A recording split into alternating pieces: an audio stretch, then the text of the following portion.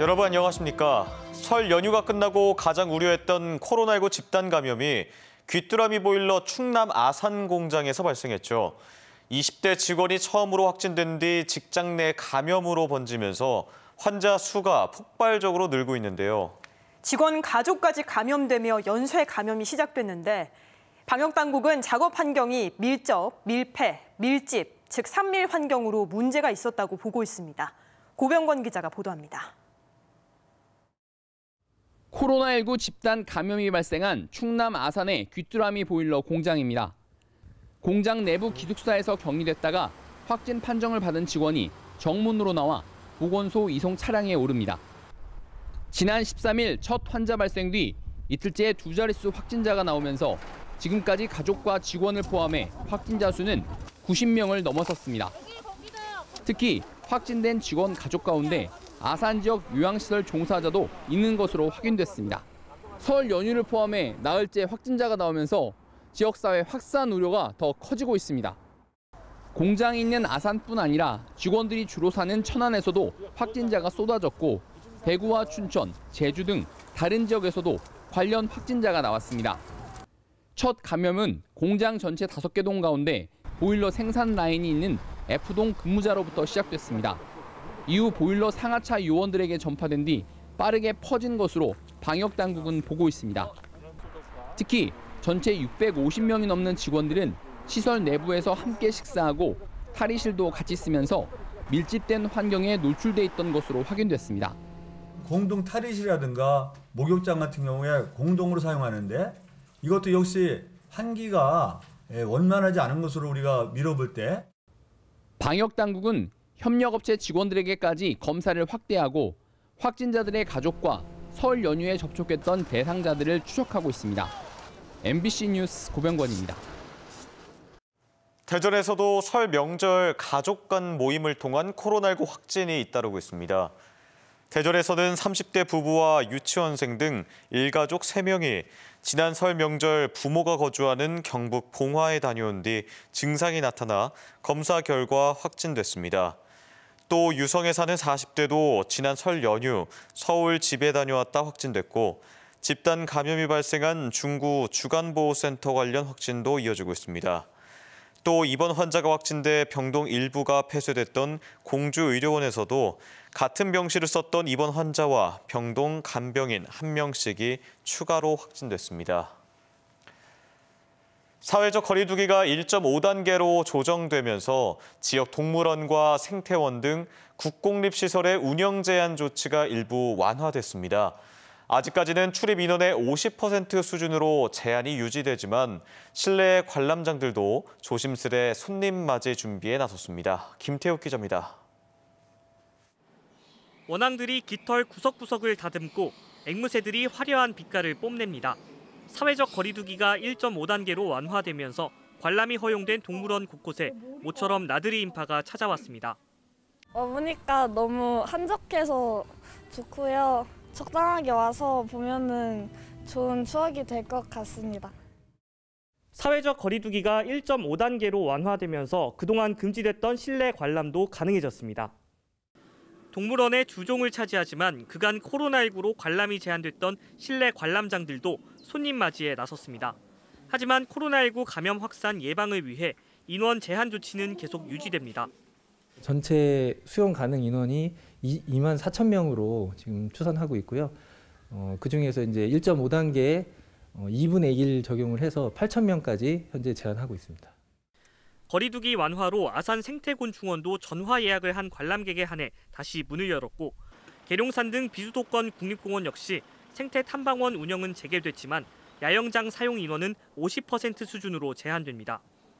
서천 국립생태원도 밀폐 공간인 4D 영상관과 미디리움 등을 제외한 실내외 시설과 야외 공간을 개방하는 등 국공립 다중이용시설들이 사회적 거리두기 완화에 따라 조심스럽게 사람들을 맞이하고 있습니다. MBC 뉴스 김태욱입니다. 정부의 코로나19 백신 접종 시행 계획에 따라 지역에서도 오는 26일부터 요양병원과 요양시설을 시작으로 코로나19 예방 접종이 시작됩니다. 백신 첫 접종 대상은 고위험시설 입소자와 종사자로 대전은 7천여 명, 충남은 14,000여 명, 세종은 2,100여 명 등이며 65살 이상 대상자는 아스트라제네카 백신 추가 임상시험 결과를 확인한 뒤 접종 여부를 최종 결정할 예정으로 이번 접종에서는 제외됐습니다. 다음 달부터는 감염병 전담병원 의료 인력과 고위험 의료기관 보건의료인 등의 접종이 이뤄집니다. 한편 권덕철 보건복지부 장관은 오늘 천안 실내 배드민턴장에 마련된 코로나19 중부권역 예방접종센터를 방문해 백신 접종 준비 상황을 점검했습니다. 만물이 겨울잠에서 깬다는 경칩이 2주나 남았는데 북방산 개구리가 겨울잠에서 깨 산란을 시작했습니다. 북방산 개구리 산란 시기는 점차 빨라지고 있는데요. 겨울철 이상 기온 탓이라는 분석이 나옵니다. 윤웅성 기자입니다. 만물이 겨울잠에서 깬다는 경칩은 2주나 더 남았는데 얼마 전 산란을 마친 수천 개의 개구리 알이 눈에 띕니다. 개구리 알 사이로 북방산 개구리가 고개를 내밉니다. 몸통은 진한 갈색으로 우리나라 개구리 중 몸체가 가장 큰 종입니다. 북방산 개구리는 특히 환경부가 지정한 기후변화 생물 지표종인데 산란 시기가 겨울철 기온에 영향을 많이 받기 때문입니다. 그런데 북방산 개구리의 산란 시기가 점점 빨라지고 있습니다. 올해는 1월 26일 지리산 국립공원 구룡계곡에서 북방산 개구리의 첫 산란이 관측됐습니다.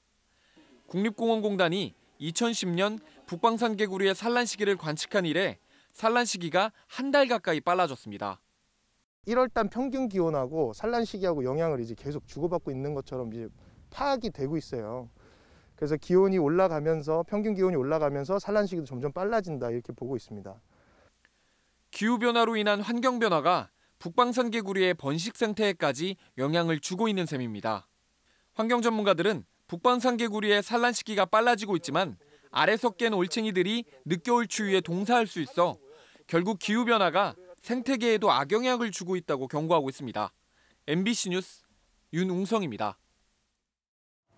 충남 서해안을 중심으로 대설특보가 내려지는 등 많은 눈이 내린 가운데 지역별 적설량은 시간당 7cm의 폭설이 쏟아진 보령이 15.5cm, 부여 10.5cm, 대전도 5.7cm를 기록했습니다. 오늘 낮 3시쯤 예산군 고덕면 당진 영덕 고속도로에서 화물차가 눈길에 미끄러지면서 철제 자재가 쏟아지는 등 30여 건의 크고 작은 눈길 사고도 잇따랐습니다.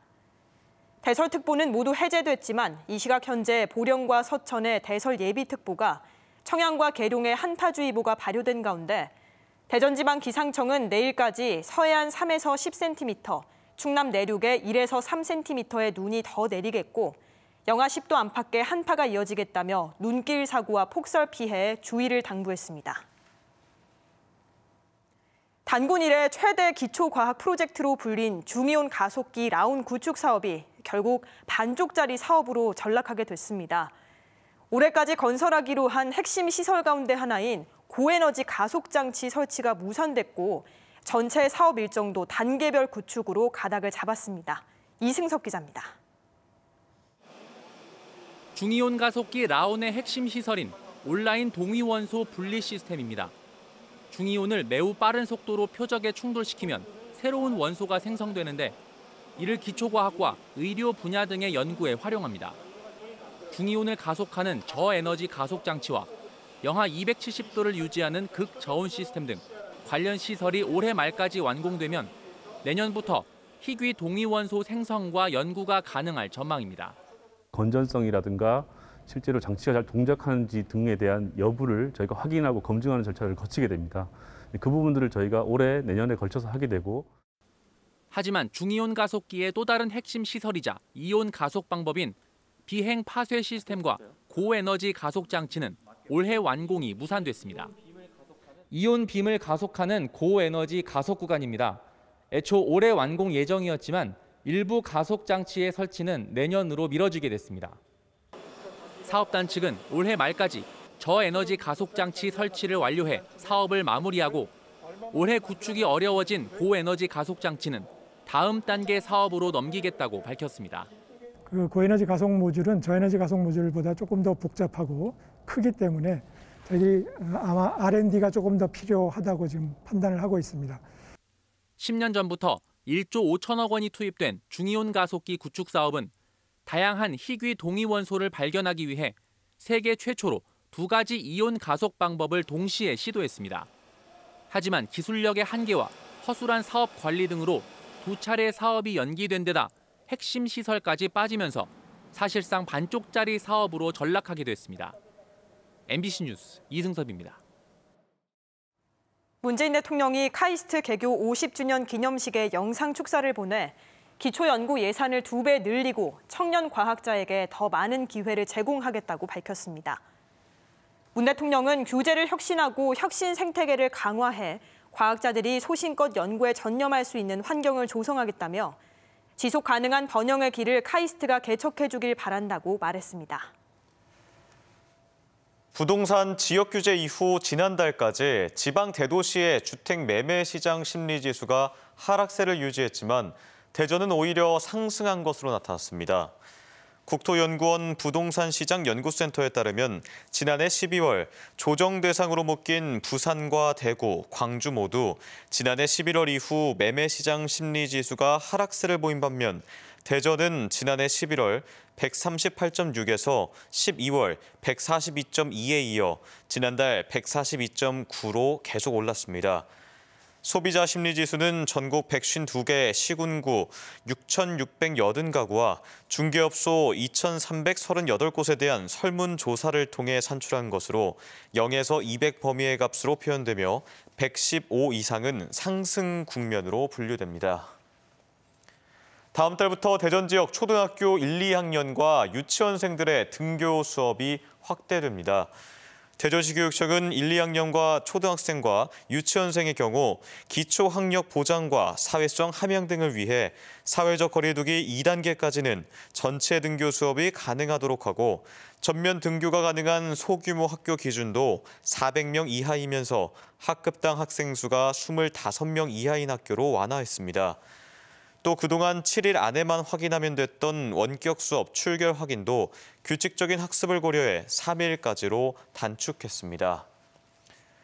대전시 교육청은 코로나19 집단 감염이 발생한 IEM 국제학교와 IEM 선교회 대표를 학원법과 초중등 교육법 위반 혐의로 경찰에 고발하면서 세무 관련 자료도 대전 세무서에 통보했다고 밝혔습니다. 교육청은 IEM 국제학교가 학원 등록이나 학교 설립 절차 없이 학령기 청소년을 대상으로 30일 이상 학교 교과를 운영하고 학교 명칭을 사용한 부분이 법률을 위반했으며 비용을 받고 검정고시반을 운영한 점 등은 무등록 학원으로 볼 수 있다는 입장입니다.